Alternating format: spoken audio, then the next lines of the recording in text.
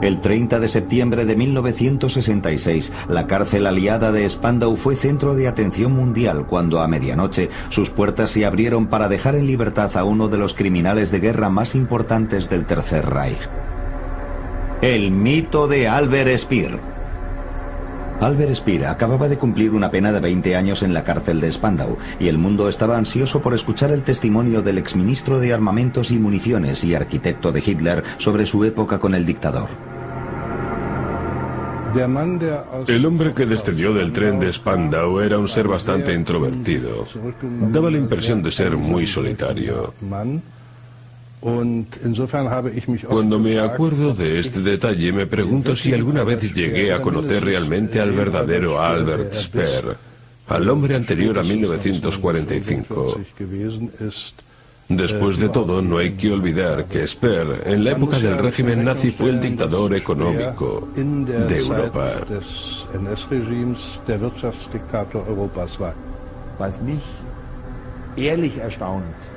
Lo que me deja asombrado es la gran cantidad de matices de su carácter. Tenía unas facetas y medias tintas que ni siquiera llegué a sospechar. Yo lo conocí solamente como padre. Era una persona extremadamente agradable y con un gran sentido del humor. Me cuesta imaginármelo en una posición de tanto poder y autoridad.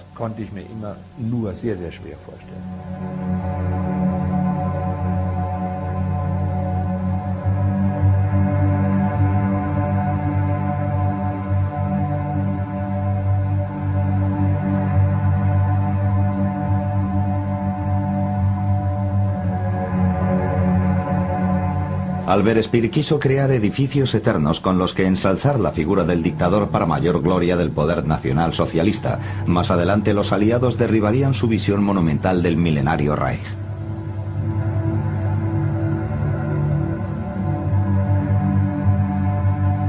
Sin embargo, el mito que rodeó a Speer no desapareció. Tras la caída del Tercer Reich, cambió de bando y se arrepintió. Aceptó su responsabilidad, pero negó cualquier implicación personal en los crímenes. Según declaró en una entrevista, la sentencia de cárcel había sido justa.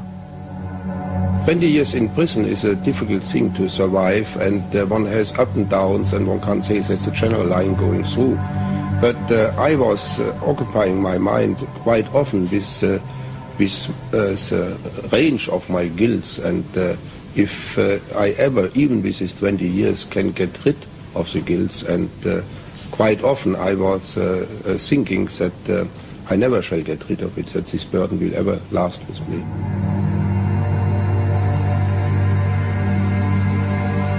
Posteriormente confesaría que su estrecha relación con Hitler fue su perdición. Pero ¿cómo pudo este joven arquitecto lleno de talento caer bajo el hechizo del dictador? ¿Por qué perteneció durante 10 años al séquito más allegado de Hitler? ¿Es justo culpabilizarlo personalmente de todo lo que sucedió?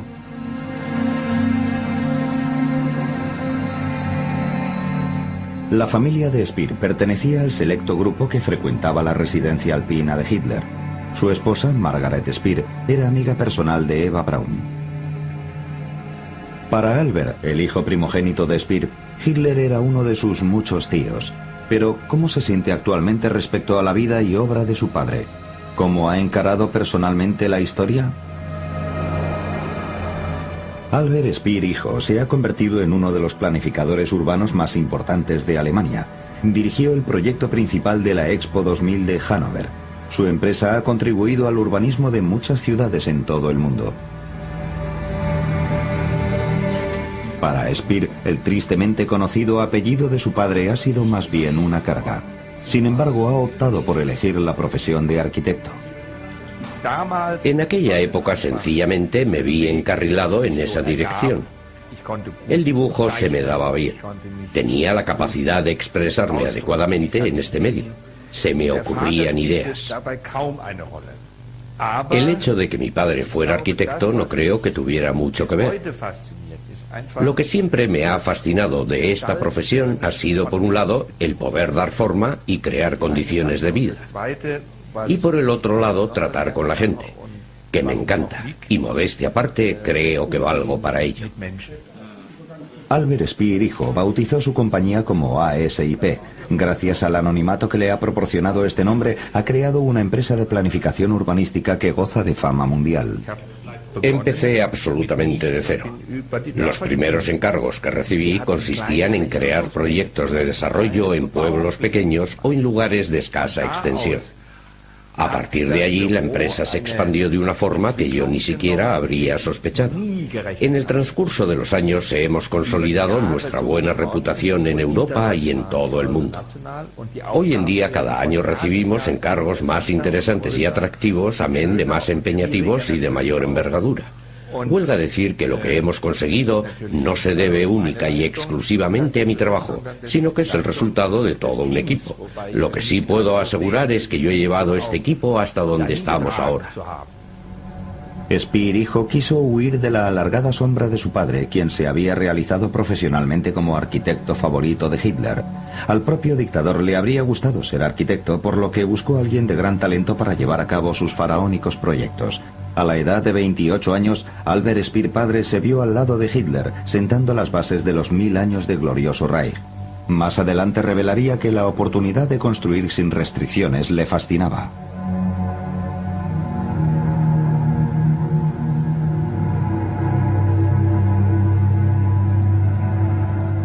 La atípica relación entre Speer y Hitler es algo que siempre ha fascinado a los historiadores. El escritor Joachim Fest fue asesor de Speer en los años 60, cuando éste se encontraba redactando sus memorias. Con él disfrutó de largas conversaciones.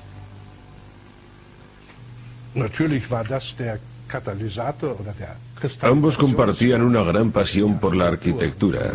Indudablemente esto fue lo que les unió. Pero el verdadero origen de la afinidad entre estos dos hombres se encontraba en el ámbito personal, en sus respectivos caracteres, especialmente en el caso de Hitler. Si Speer no hubiera ejercido una atracción emocional tan intensa sobre Hitler, jamás habría llegado tan lejos profesionalmente en el Tercer Reich.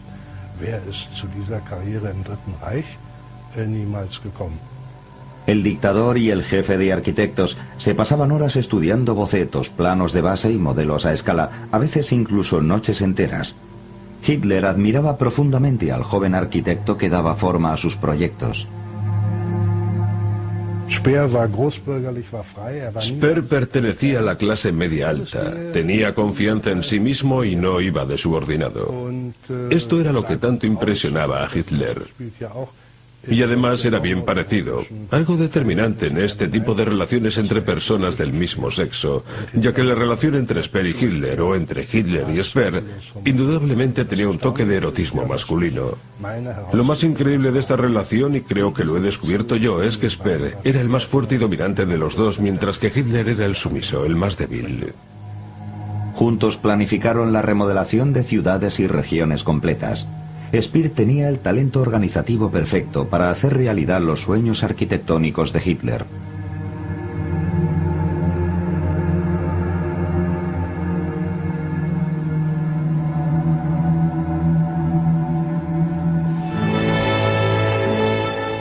En 1937, el arquitecto obtuvo una distinción internacional.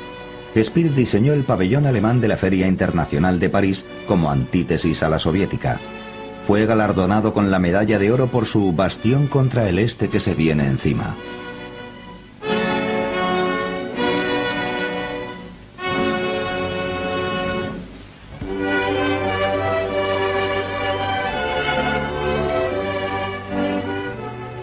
Como bien dice mi gran colega Philip Johnson, ningún arquitecto dejaría pasar esta oportunidad. De esto estoy seguro. Solo que, desde mi punto de vista, y desde el punto de vista de mi generación, no se puede saber con exactitud bajo qué condiciones surgió todo esto.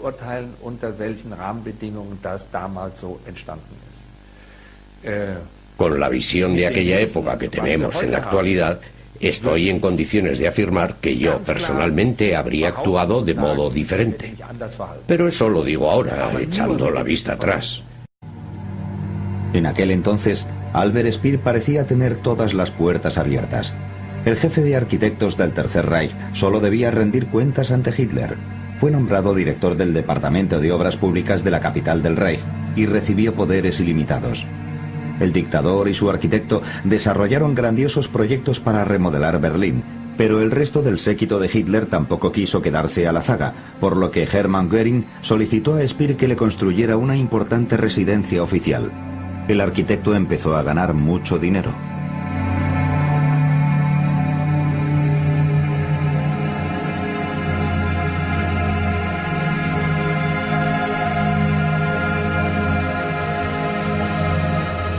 La respuesta de Albert Speer hijo a los monumentales diseños de su padre es su concepto de ciudad inteligente.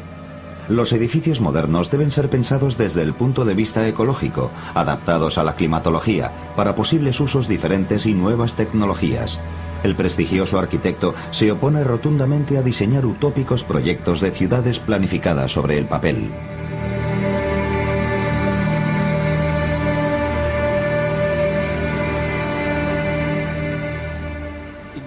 Cuando llego a una ciudad nueva, me gusta conocerla dándome largos paseos por sus calles durante varios días. Prefiero vivir una ciudad a pie que en coche o en helicóptero.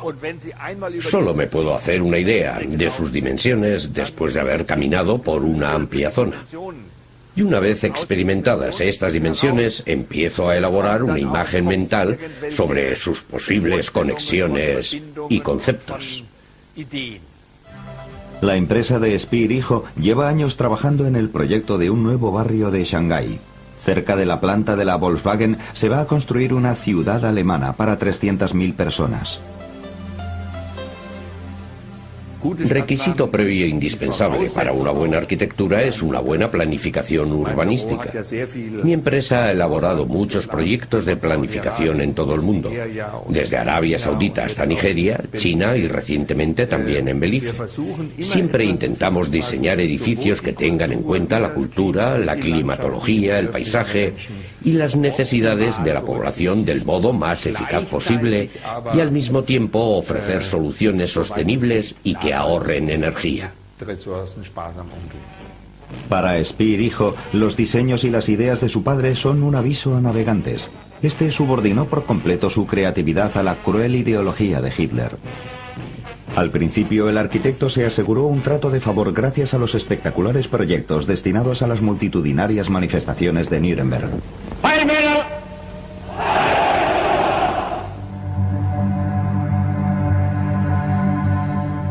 Hitler encargó a Speer la remodelación de la plaza de armas de Zeppelinfeld y se mostró encantado con sus diseños. El joven arquitecto quería plasmar las visiones del dictador, sobre todo en Nuremberg.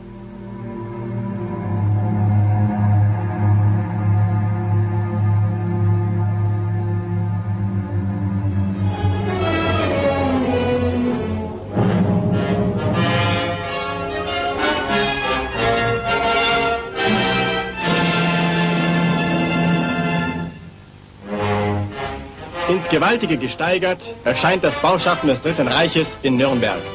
Hier erhebt sich, nach der Planung des Architekten Albert Speer, das Reichsparteitaggelände. En 1936, Speer concedió en Nuremberg una entrevista a los medios de comunicación nazis. Ausgezeichnet, dass wir sich hier treffen vor der alten Kongresshalle und Sie können uns ja vielleicht auch einiges sagen. Sie sind der Reichsarchitekt, Sie haben ja all das gebaut hier draußen, nicht wahr? Ja, ja. Na, und was gibt es hier nun noch zu sagen über die Luitpold Arena? Im Großen und Ganzen sind wir in der Luitpold Arena ja dieses Jahr fertig geworden. Auch die Luitpoldhalle ist fertig, aber alles das, was Sie hier gesehen haben, ist eigentlich erst ein Anfang einer ganz großen Anlage, die im Laufe der nächsten Jahre entstehen wird. A principios de 1938, Hitler puso a prueba la ambición de Speer con otro proyecto a gran escala. El arquitecto recibió el encargo de construir una nueva cancillería para su Führer en el margen de un año. Tras algunas reticencias, Speer aceptó la tarea. Finalizó su construcción 2 días antes de plazo.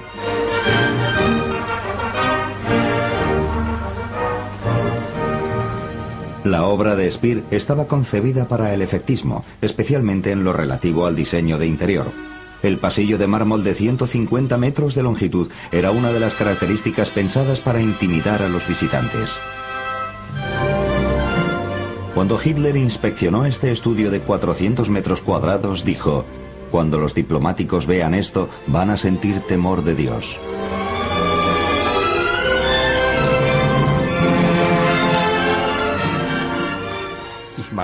En algunas secciones creó arquitecturas clásicas realmente bellas. En mi opinión, esto se puede aplicar a una gran parte de la nueva Cancillería. Es hermosa en escala y está muy bien integrada dentro de la ciudad. Pero en algunas zonas resulta exagerada y hoy en día no se haría así. El Herrenhof, patio de honor, por ejemplo, es un espacio lúgubre. Sin embargo, hay sectores como la fachada que da al jardín, o partes del edificio en sí, que quedaron muy bien realizados, pienso yo. En cambio, donde surgieron dudas, e incluso algo más que simples objeciones, fue en la dimensión de las calles, las plazas y la malograda catedral, entre otros elementos. De haber sido llevados a cabo, no solo habrían pervertido el equilibrio de Berlín como ciudad, sino que incluso lo habrían destruido por completo.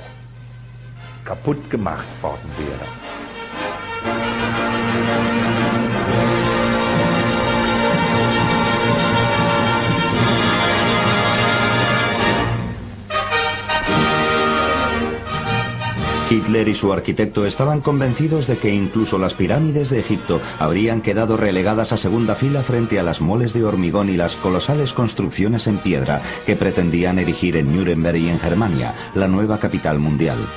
Edificios para inmortalizar el nacionalsocialismo, crueldad en piedra.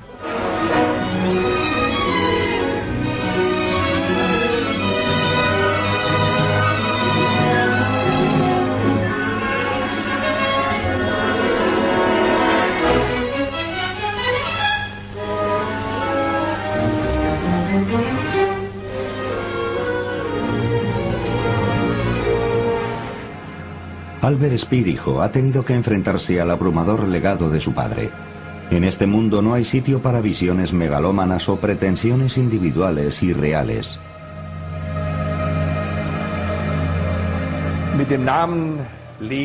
Llevo 35 años conviviendo con mi apellido en esta profesión y jamás he tenido un solo problema.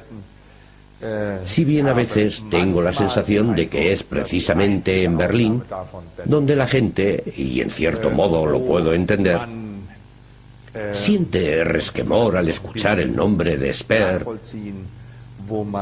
por sus implicaciones en el pasado.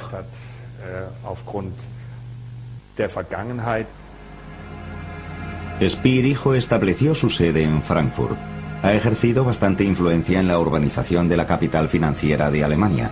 Para él, una buena planificación de la ciudad es condición previa a toda buena arquitectura. Su objetivo es utilizar todo lo disponible y modificarlo dándole un sentido humano para organizar de esta forma el caos típico de las ciudades que crecen de la noche a la mañana.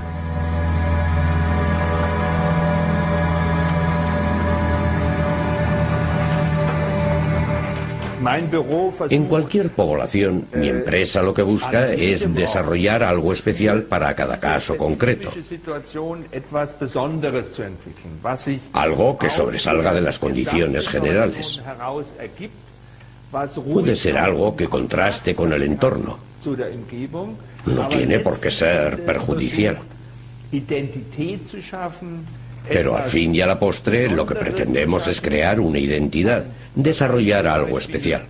Una zona como, por ejemplo, estas residencias en el parque, donde la gente se encuentre a gusto y disfrute de la vida en la ciudad sin tener la sensación de que para disfrutar de la naturaleza tenga que trasladarse al campo.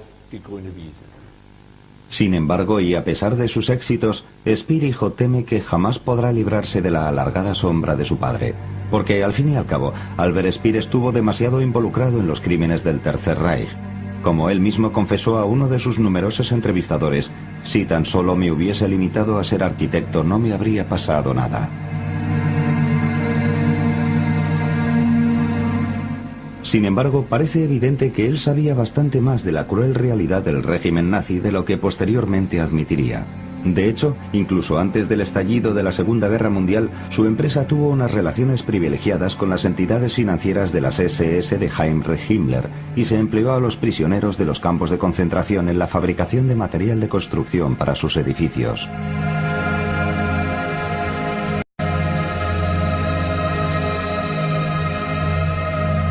If you are inside such a thing, you don't see and you don't feel what really is happening. You are so in a world that this to describe that it's that things are getting normal to you, which are absolutely abnormal to somebody who's seeing it from outside.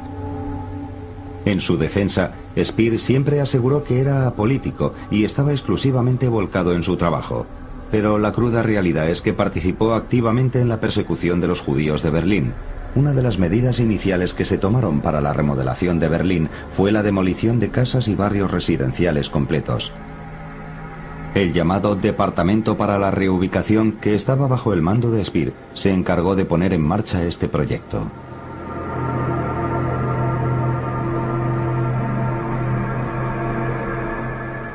Un informe de los archivos federales de Coblenza confirma que las medidas del Departamento de Obras Públicas estaban específicamente dirigidas a desplazar a los judíos de la ciudad. Debían dejar espacio para los denominados futuros arrendatarios.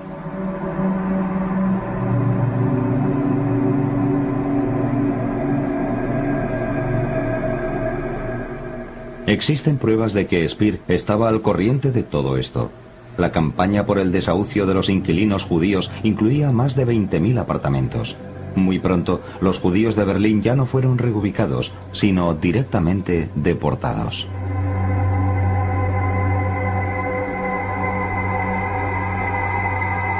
Then the things, well, I shoved them away, to be frank. I didn't pay too much attention. I said, well, it's not my thing. I didn't, I was really neglecting my duty as a human being when I did that. Speer estaba obsesionado con su trabajo y los nuevos desafíos que se le presentaban. No podía dedicar tiempo a su familia. Más adelante admitiría, para mí, lo más importante era el sentimiento hacia la naturaleza. Parece ser que se distanció bastante de su esposa Margaret. Los 6 hijos que tenía la pareja no veían mucho a su padre. Durante muchos años, su hija Hay y su hijo Albert frecuentaron la residencia alpina de Hitler. Me resulta muy difícil distinguir los detalles que recuerdo de aquella época de las cosas que posteriormente he visto en fotografías o películas. Es más, ni siquiera me reconozco a mí mismo. Me veo como un niño que juguetea por allí, pero no lo relaciono a ningún recuerdo. Guardo muy pocas memorias de entonces. Cuando Hitler visitó la Francia ocupada el amanecer del 28 de junio de 1940, Albert Speer se encontraba a su lado. Pese a la guerra, el dictador se aferraba a sus proyectos a gran escala. Algún día, Berlín sería más bello que París. Por aquellas fechas, la guerra apenas parecía un leve obstáculo en su camino hacia la construcción de Germania.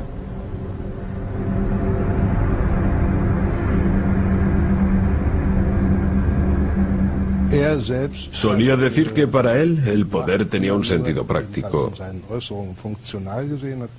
Su idea era que sencillamente necesitaba el poder como un medio para obtener aquello que deseaba. Sin embargo, me da la impresión de que lentamente, conforme fue alcanzando y saboreando el poder, empezó a apreciarlo por lo que era en realidad. En febrero de 1942, tras la muerte en accidente aéreo de Fritz Todt, ministro de Armamentos y Municiones del Reich, Hitler nombró sucesor a Speer. En su nuevo puesto, el arquitecto ya podía desplegar todo su talento organizativo. Speer se puso manos a la obra con ansias de revancha. Subsanó las deficiencias de la industria armamentística. Bajo su mando se incrementó la producción y los trabajadores fueron movilizados sin ningún miramiento. El ilustre asistente de Hitler volvió a demostrar su eficiencia en sus nuevas funciones. Speer sabía cómo llevar las cosas desde el primer momento. Es asombroso, pero tenía la capacidad de sumergirse de lleno en su nueva tarea desde el primer momento, identificar lo fundamental de la labor, distinguir entre lo importante y lo superfluo, seleccionar la gente adecuada y atenerse a un concepto que a la larga resultaba ser extremadamente eficaz. Tenía la capacidad de hacer todo esto, creo que era uno de sus rasgos más extraordinarios. Alfred Krupp y sus socios de la industria armamentística pasaron el siguiente informe al cuartel general de Hitler. Desde que Albert Speer asumió la nueva gestión y aumentó los niveles de producción, el negocio florece sin cesar. El único tema de preocupación de los grandes industriales es la escasez de mano de obra. Pero los dirigentes nazis tenían prevista la solución. Cientos de miles de hombres y mujeres provenientes de los territorios ocupados y campos de concentración fueron empleados como esclavos en las fábricas. Nada iba a detener la guerra total.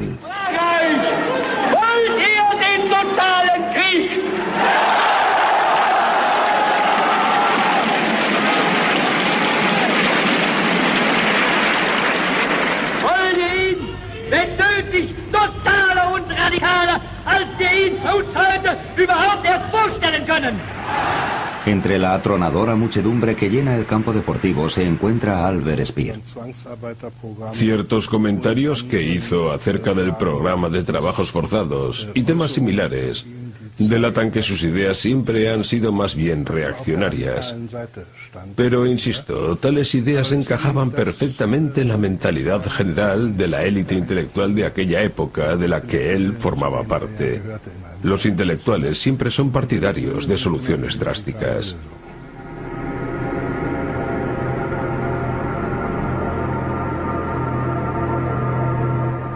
El ministro de Armamentos y Municiones visitando una acería.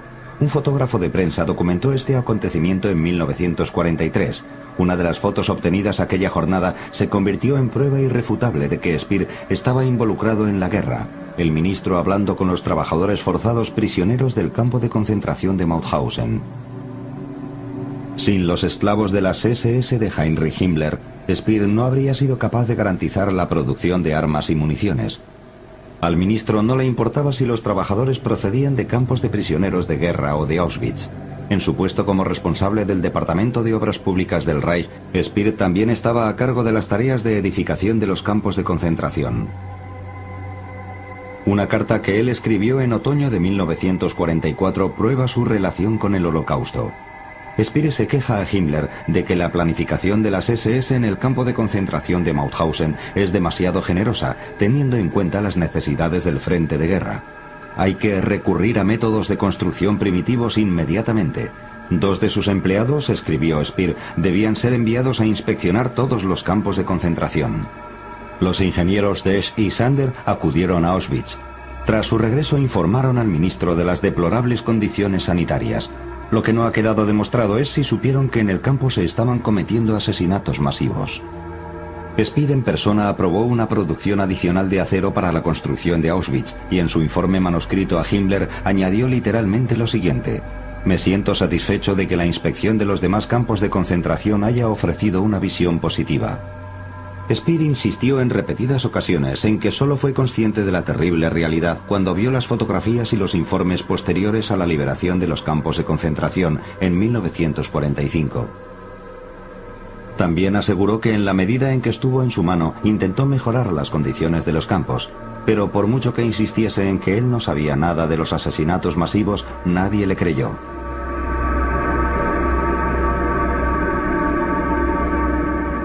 Poco después de su liberación de la cárcel de Spandau en 1966, Speer concedió su primera entrevista al semanario Spiegel. Aún se conserva la grabación original. Lógicamente, el tema principal de su primera entrevista después de 20 años de prisión fue su responsabilidad personal en el Holocausto. Wenn Sie das Bedürfnis verspürten zu helfen, resultierte das aus wirklicher Kenntnis der Dinge, die geschehen waren? Oder hatten Sie nur vage Ahnung? Von dem, was in den Konzentrationslagern war, hat man nur eine vage Ahnung gehabt. Ich kann es mir überhaupt nicht vorstellen, wie ein Mann in Ihrer Position keine klare Vorstellung davon haben konnte, was da geschehen war. Wenn Sie dazu etwas sagen können. Ja, das ist natürlich die sogenannte Gretchenfrage. Das ist, ja. Es wäre sicher in meiner Position möglich gewesen, die Wahrheit zu erfahren. Ja. Es gab Andeutungen der verschiedensten Art, aber man ging nicht weiter. Man kümmerte sich um seinen eigenen Kram und kümmerte sich möglichst nicht um das, was nebendran passierte. Siempre negó haber estado al corriente del genocidio. A mí me cuesta mucho creerlo, ya que las pruebas que había eran abrumadoras. Sin embargo, se trataba de pruebas circunstanciales. En todo momento, insistió tenazmente que no sabía nada de los hechos. La estrella del ministro de Armamentos y Municiones inició su declive cuando los bombardeos aliados empezaron a arrasar las fábricas. Las cifras de producción que Speer transmitía a su Führer cada vez eran más ficticias. Incluso Joseph Goebbels, ministro de Propaganda, empezó a recelar de él. Ya no me creo ni una sola palabra de lo que dice Speer. Nos está engañando con sus datos. En enero de 1944 el ministro se retiró temporalmente bajo el pretexto de una enfermedad. Regresó a su puesto al cabo de varios meses. En este tiempo, los allegados a Hitler habían tramado un exitoso complot contra Speer, pero Hitler no quiso renunciar por completo a él. Incluso le hizo llegar un mensaje comunicándole que le quería. Hitler le dio un ultimátum, conminándole a decirle en el plazo de 24 horas si seguía confiando en la victoria o no. A lo que Speer hizo todo lo posible por encontrar alguna excusa, que evidentemente no existía, para darle largas. Entonces, cuando Hitler le convocó para escuchar su decisión, Speer acudió sin una respuesta preparada. Posteriormente me dijo que, espontáneamente, le salió la expresión a la que todo el mundo recurría en un momento de apuro. Mein Führer, yo le apoyaré en todo incondicionalmente. A Hitler se le ablandó el corazón y se conmovió hasta las lágrimas. Las últimas imágenes de Speer antes de la caída del Tercer Reich, tomadas durante la revisión de tropas del frente occidental. El arquitecto tenía asumido que la guerra estaba perdida, y cuando en la primavera de 1945 Hitler decretó la destrucción de todas las carreteras, plantas industriales y suministros a Alemania, Speer hizo lo posible por detener esta política de tierra quemada. A pesar de todo, voló a Berlín a finales de abril para ver al Führer. El hechizo no se había roto por completo.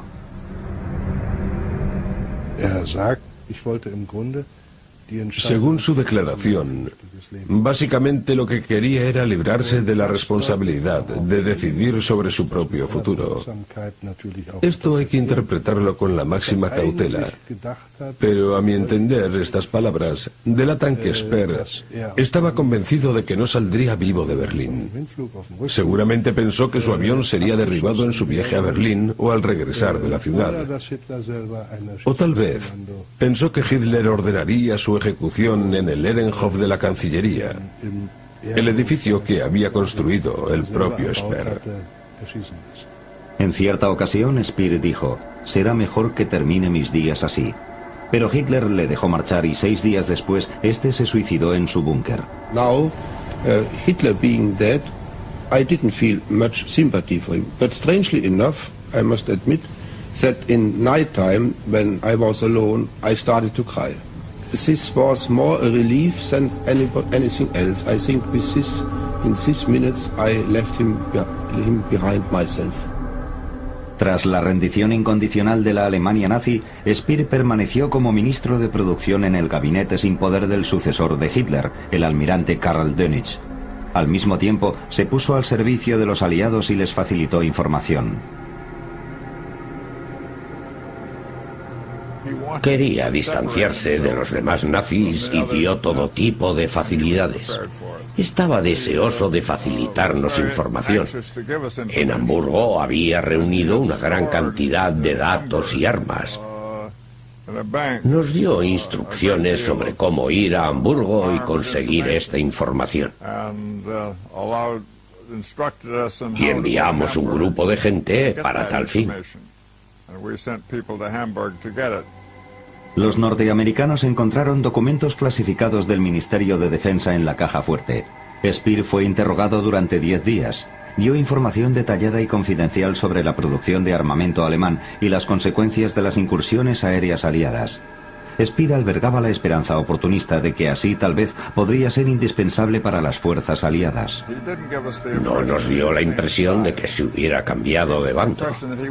Nos dio la impresión de que de alguna forma se había visto involucrado.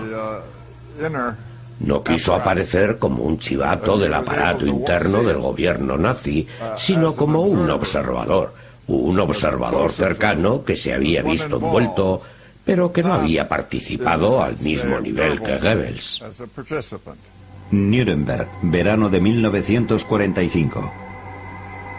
Las 4 potencias aliadas decidieron juzgar a los principales criminales de guerra del Tercer Reich en esta ciudad arrasada.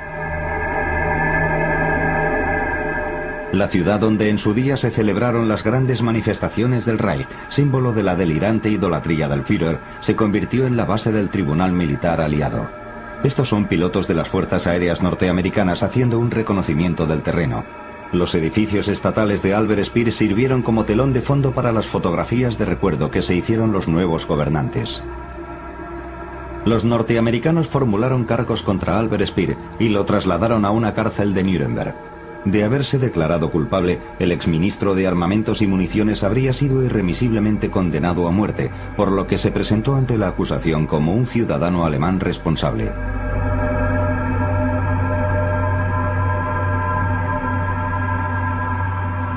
Ich hatte bereits in der Regierung Dönitz den Standpunkt vertreten, dass bei den ganzen Verbrechen, die damals aufkamen, es notwendig ist, für die Verantwortlichen sich zu stellen und die Schuld, die sie tragen und auch die Schuld am Allgemeinen auf sich zu nehmen. Quiso dar la impresión de colaboración y hasta cierto punto confesó su participación e incluso su parte de culpabilidad, consciente de que así se desmarcaría de sus colaboradores, que absurdamente se empecinaban en declararse inocentes. A los acusados se les concedió la oportunidad de declararse culpables o inocentes. Inmediatamente, Hermann Göring tomó la palabra en la sala del juicio.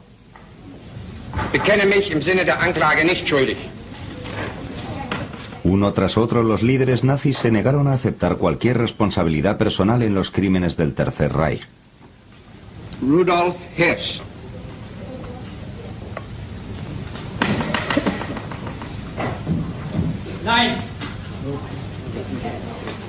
El consejero del almirante Dönitz, Otto Kranzbühler, recuerda muy bien a Albert Speer. Al principio este imitó a los demás.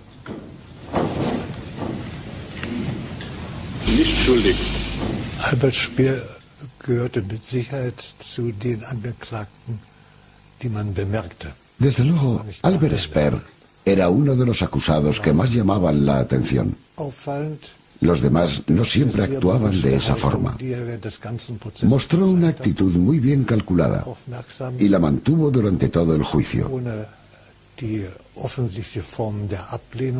Se mostró atento, pero sin ese gesto de desdén que tan descaradamente reflejaba a Göring, por ejemplo. Personalmente, el comportamiento de este último no me agradó demasiado, ya que no hacía justicia a mi concepto de defensa, en la que yo intentaba que los acusados fueran condenados a las penas más leves. El juicio al exministro de Armamentos y Municiones comenzó el 19 de junio de 1946. Evidentemente su estrategia de defensa funcionó. Robert Jackson, fiscal jefe norteamericano, puso sus esperanzas en Albert Speer. Le preocupaba la construcción, no la destrucción. Creo que fue una de las cosas que impulsó a mi padre a investigar el grado de autenticidad de estas declaraciones. Y resultaron ser ciertas. Speer incluso aseguró haber intentado matar a Hitler. Meiner Ansicht nach kein anderer Ausweg. Und in meiner Verzweiflung wollte ich diesen Schritt gehen. Denn es war mir ab Anfang Februar klar geworden, dass Hitler mit allen Mitteln, ohne Rücksicht auf das eigene Volk, den Krieg fortsetzen wollte. Wollten Sie das Attentat selbst durchführen? Warum scheiterte diese Ihre Absicht? Ich möchte über die Einzelheiten hier nicht weiter mich ausführen. Ich konnte es nur persönlich durchführen, weil seit dem 20. Juli nur ein engerer Kreis noch Zutritt zu Hitler hatte. Ich kann mich daran erinnern. Recuerdo que el testimonio de Speer sobre las ejecuciones en las cámaras de gas fue acogido con desaprobación general por parte de los demás acusados. No solo se lo reprocharon, sino que ninguno de ellos le creyó. El comentario de Hermann Göring acerca de Speer fue el siguiente: nunca debimos confiar en él. Speer siguió aferrándose a su línea de defensa y a confiar en sus civilizados modales.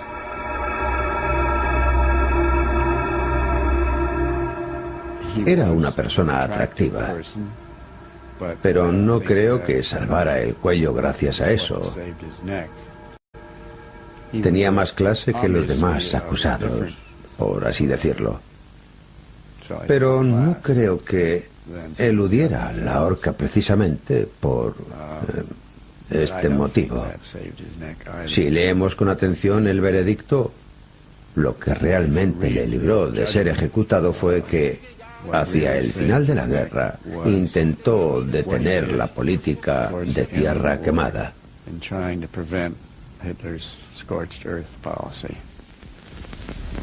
Hitler und der Zusammenbruch seines Systems haben eine ungeheure Leidenszeit über das deutsche Volk gebracht.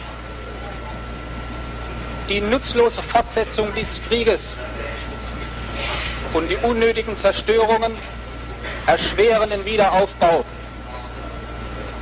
Entbehrungen und Elend sind über das deutsche Volk gekommen. Es wird nach diesem Prozess Hitler als den erwiesenen Urheber seines Unglücks verachten und verdammen. Die Welt aber wird aus dem Geschehen lernen, die Diktatur als Staatsform nicht nur zu hassen, sondern zu fürchten. Pese a su discurso, el destino de Speer siguió siendo incierto hasta el final. Décadas más tarde se supo que 2 de los 4 jueces habían exigido la pena de muerte para el exministro de Armamentos y Municiones bajo el argumento de que estaba demasiado involucrado en el programa de trabajos forzados del Tercer Reich.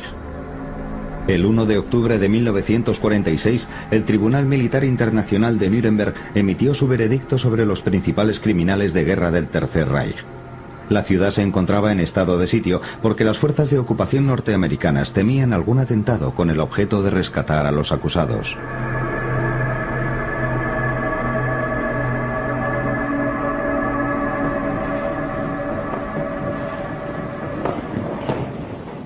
La tensión se palpaba en la sala de juicios. Finalmente, el tribunal condenó a 12 de los acusados a la pena capital.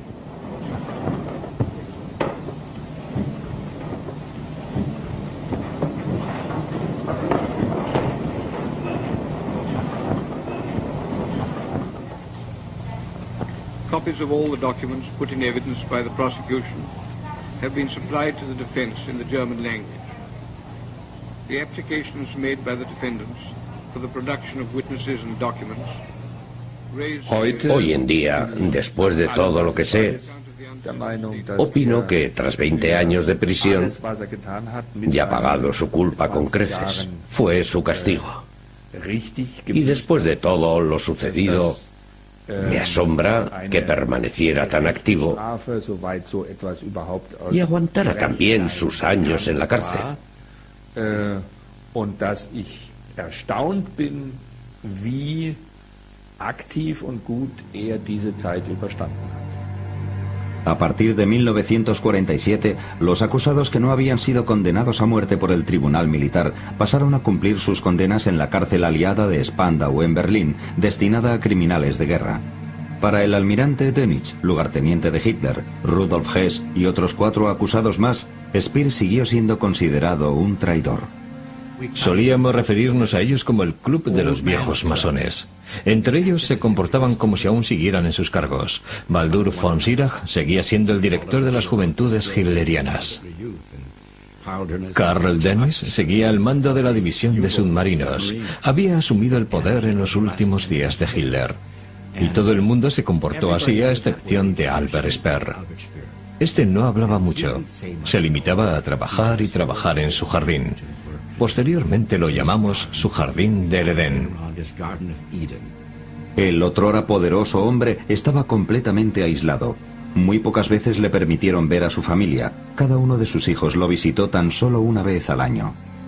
It was a responsibility to show them that I'm in good mood, that I'm in good conditions, and to succeed with that, that was quite a strain already days before, and naturally during the visit and after the visit, it was just as I would have had a small glimpse of what is awaiting me outside and what I can't have.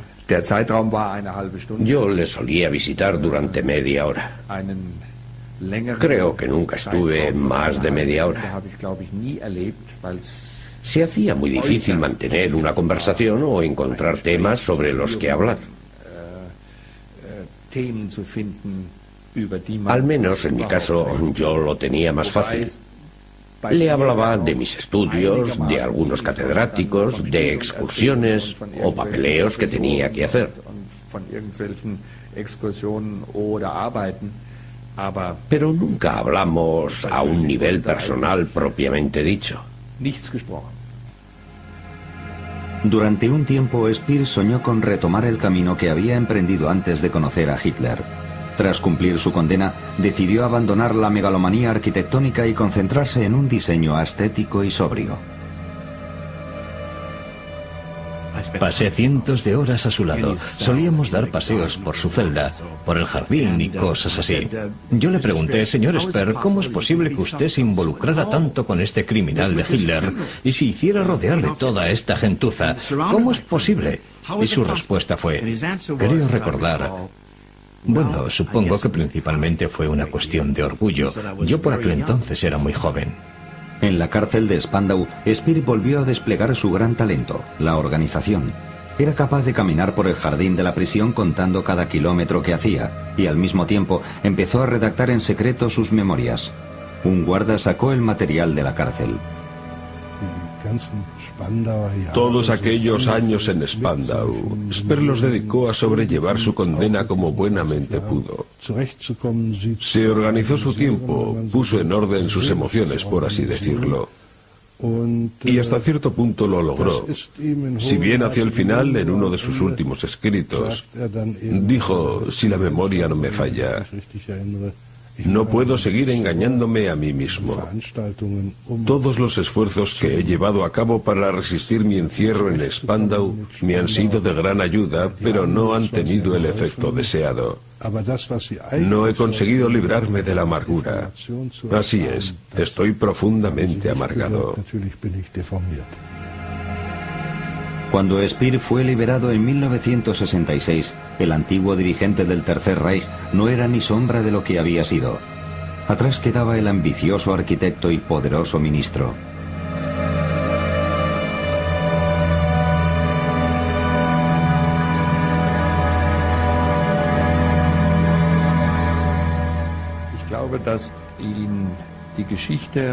Creo que tras su liberación no consiguió liberarse de los fantasmas de la historia y de su responsabilidad. Y aunque diese la impresión de estar muy entero, su implicación y su sentimiento de culpabilidad le acompañaron hasta la muerte.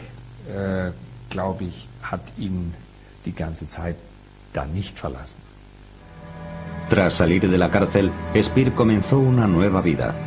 Seleccionó los escritos que había redactado en Spandau y publicó sus memorias. Al menos tuvo la satisfacción de ver cómo sus libros se convertían en grandes éxitos de ventas por todo el mundo. I am not really in the world. I think somebody who had immigrated and comes back after 20 years in his old country, he also has the same feeling that he is in a kind of a surrealistic world and not really living again in his hometown. La mansión de Speer en Heidelberg se convirtió en lugar de peregrinación para periodistas, historiadores y biógrafos. Hasta su muerte en 1981, Speer permaneció fiel al papel que había elegido, el del nazi arrepentido.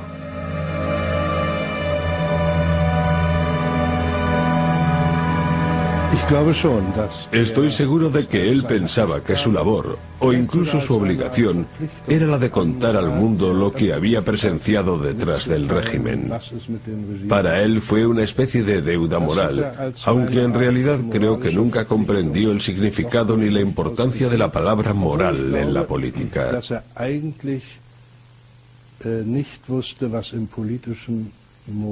Al igual que jamás comprendió el significado de la palabra culpabilidad, en especial la que se infligió a sí mismo.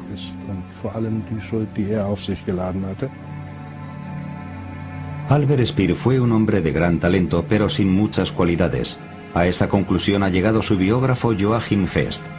Un genio de la adaptación, pero también un hombre capaz de cualquier cosa.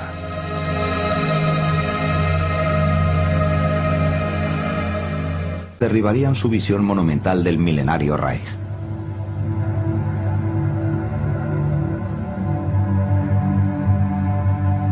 Sin embargo, el mito que rodeó a Speer no desapareció. Tras la caída del Tercer Reich, cambió de bando y se arrepintió. Aceptó su responsabilidad, pero negó cualquier implicación personal en los crímenes. Según declaró en una entrevista, la sentencia de cárcel había sido justa. 20 years in prison is a difficult thing to survive, and one has up and downs, and one can't say there's a general line going through. But I was occupying my mind quite often with the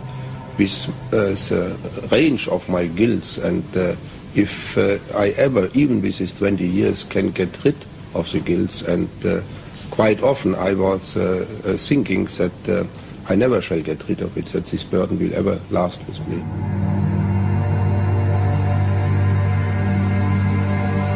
Posteriormente confesaría que su estrecha relación con Hitler fue su perdición.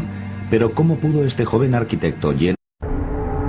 El 30 de septiembre de 1966, la cárcel aliada de Spandau fue centro de atención mundial cuando a medianoche sus puertas se abrieron para dejar en libertad a uno de los criminales de guerra más importantes del Tercer Reich.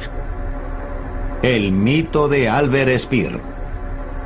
Albert Speer acababa de cumplir una pena de 20 años en la cárcel de Spandau, y el mundo estaba ansioso por escuchar el testimonio del exministro de Armamentos y Municiones y arquitecto de Hitler sobre su época con el dictador. El hombre que descendió del tren de Spandau era un ser bastante introvertido. Daba la impresión de ser muy solitario. Cuando me acuerdo de este detalle, me pregunto si alguna vez llegué a conocer realmente al verdadero Albert Speer, al hombre anterior a 1945. Después de todo, no hay que olvidar que Speer, en la época del régimen nazi, fue el dictador económico de Europa. En aquella época, sencillamente, me vi encarrilado en esa dirección. El dibujo se me daba bien. Tenía la capacidad de expresarme adecuadamente en este medio. Se me ocurrían ideas. El hecho de que mi padre fuera arquitecto no creo que tuviera mucho que ver.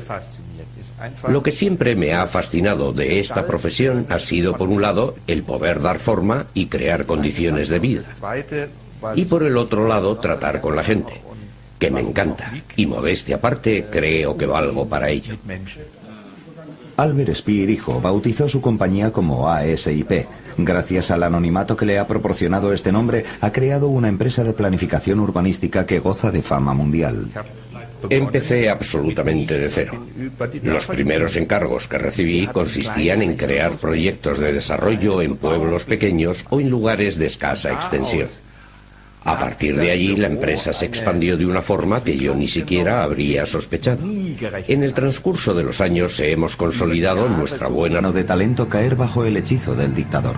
¿Por qué perteneció durante 10 años al séquito más allegado de Hitler? ¿Es justo culpabilizarlo personalmente de todo lo que sucedió?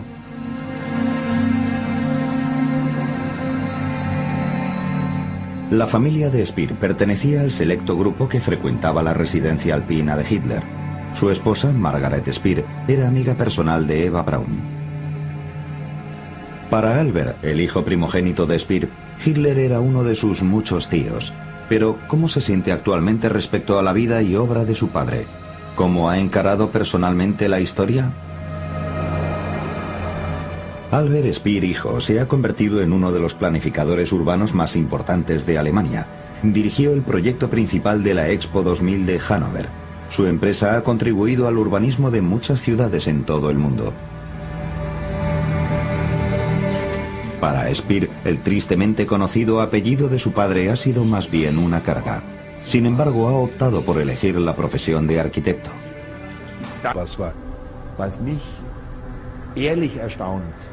Lo que me deja asombrado es la gran cantidad de matices de su carácter. Tenía unas facetas y medias tintas que ni siquiera llegué a sospechar. Yo lo conocí solamente como padre. Era una persona extremadamente agradable y con un gran sentido del humor. Me cuesta imaginármelo en una posición de tanto poder y autoridad.